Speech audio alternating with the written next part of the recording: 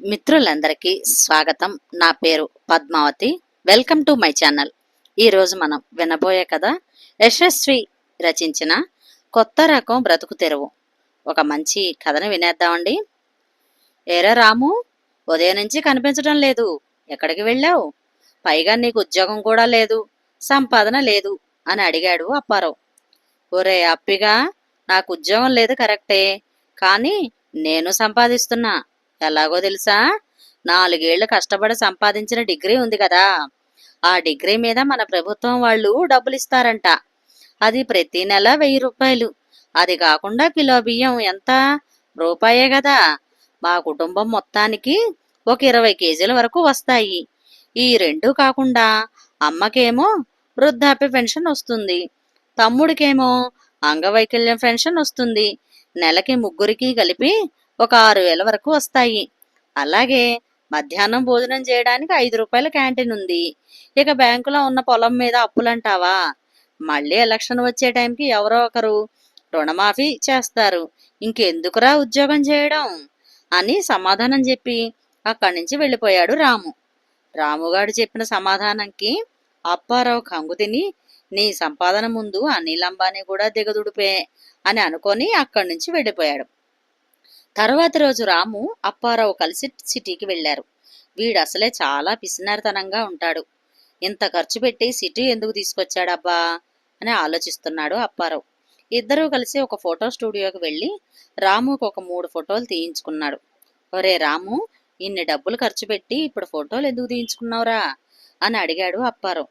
అప్పుడు రాము, నేను పెళ్లి చేసుకోవాలి అనుకుంటున్నానురా, అందుకనే ఈ ఫోటోలు అన్నాడు. అప్పారావు వెటకారంగా, నువ్వు పెళ్లి చేసుకుంటావా అని అడిగాడు.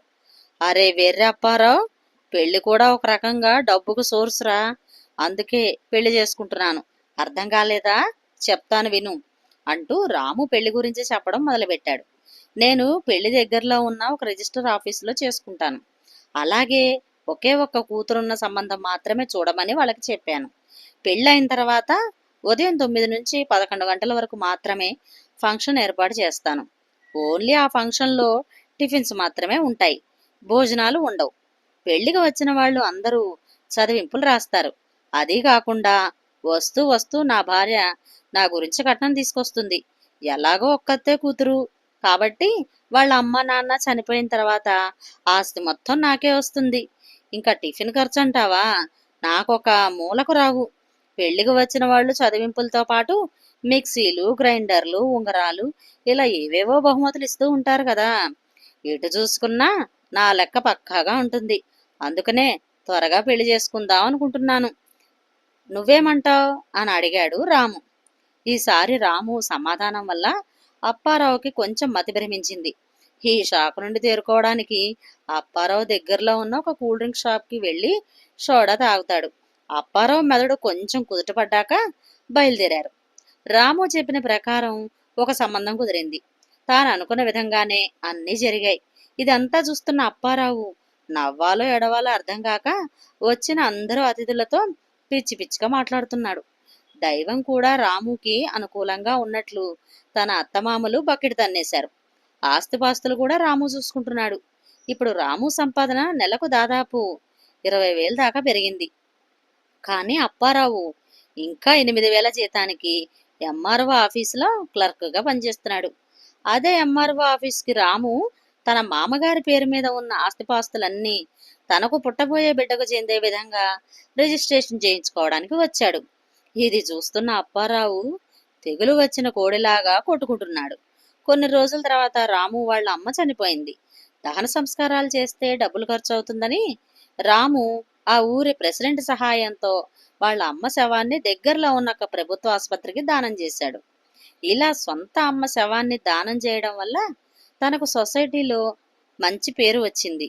అతను చాలా గొప్ప వ్యక్తి అని, ఒక సంఘ సంస్కర్త అని ఎవరికి వారే ఫేస్బుక్ల్లో, వాట్సాపుల్లో ప్రచారం చేశారు. ఇతని మంచితనాన్ని చూసిన ఆ ఊరి ఎమ్మెల్యే ఇతనికి సన్మానం కూడా చేసేశాడు. ఆ సన్మానంతో రాము ఒక సెలబ్రిటీగా మారిపోయాడు. ఆ ఊరి గ్రామంలో పంచాయతీ ఎలక్షన్స్ వచ్చాయి. ఈసారి రాముకి చెందిన కులానికి టికెట్ ఇవ్వాలి అనుకున్నారు. అందువల్ల రాముని ఎలక్షన్స్లో నిలవడమని కోరారు. ప్రజలందరికీ రాము తెలివితేటలు బాగా తెలుసు.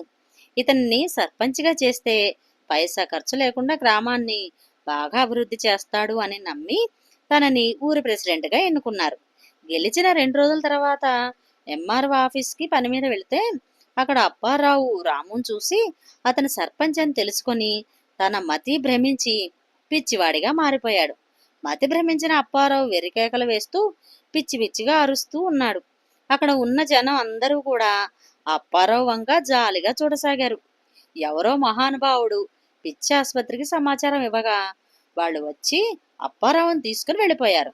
అప్పుడు రాము అప్పారావు కుటుంబాన్ని తాను పోషిస్తానని, అన్ని విధాలుగా ఆదుకుంటానని జనం ముందు మాట ఇచ్చాడు. అందరూ అప్పారావుని మర్చిపోయి రాము చెప్పిన మాటలు విని చప్పట్లతో రాముని గౌరవించారు. ఇలా ఎన్నో అనుకోకుండా కలుపుకున్న సందర్భాలు రాముని సమాజంలో ఒక గొప్ప వ్యక్తిగా, గుర్తింపు ఉన్న వ్యక్తిగా చేశాయి. కృషితో నాస్తి దుర్భిక్షం అని ఎవరు చెప్పారో, జీవితాల్లో కృషి ఉంది కానీ దానితో పాటు దుర్భిక్షం కూడా ఉంది. కానీ అది కొందరి జీవితాల్లో మాత్రమే. ఇంకొంతమంది లోకజ్ఞానంతో లోకాన్ని ముంచేసే తెలివితేటలతో బ్రతికేస్తున్నారు. లోకం పోకడ తెలుసుకుంటే సంఘ సంస్కర్త ఏం కర్మ, ఇస్రో చైర్మన్ కూడా కావచ్చు. ఎలా ఉంది మిత్రులు? బాగుంది కదండి? మీకు గనక ఈ కథ నచ్చితే షేర్ చేసి, లైక్ చేసి, సబ్స్క్రైబ్ చేసి నన్ను ఎంకరేజ్ చేయండి. మరొక మంచి కథలో మళ్ళీ కలుస్తాను. Thank you. నమస్తే.